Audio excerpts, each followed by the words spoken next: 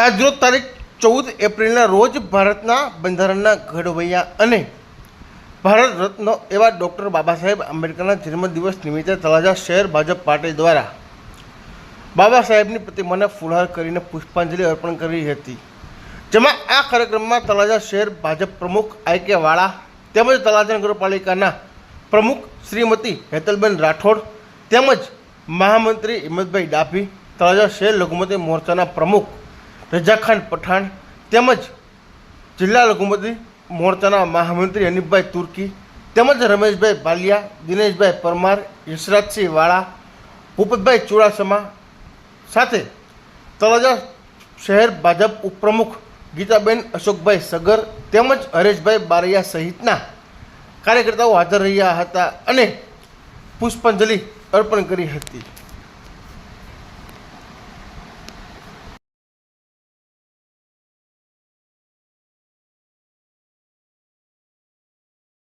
Okay start. I K. વાળા, તળાજા શહેર ભાજપ પ્રમુખ.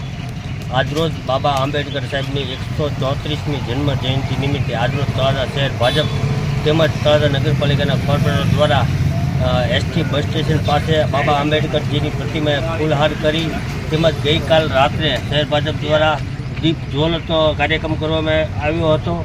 તે નિમિત્તે આજરોજ બાબા આંબેડકર જન્મ જયંતિની તળાજા શહેર તાલુકાની જનતાને ખૂબ ખૂબ શુભેચ્છાઓ.